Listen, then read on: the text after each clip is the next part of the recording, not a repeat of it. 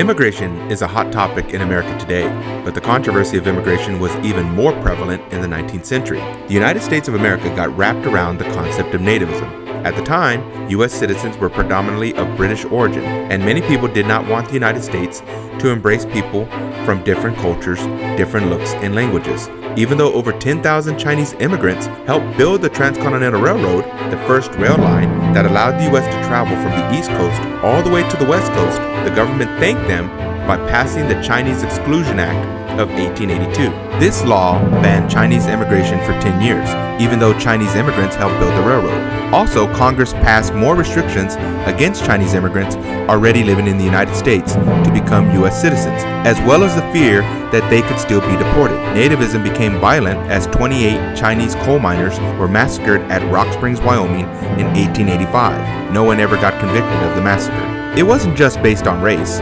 Nativists that followed a Protestant denomination hated that Irish Catholics were arriving in the country. Riots, notably a large one in Philadelphia, consisted of anti-Catholic nativists burning down Catholic churches, and over 20 people were killed. As the 19th century progressed into the 20th century and many more immigrants came to the country, nativism surged with the arrival of Italian immigrants, Polish immigrants, and from Russia.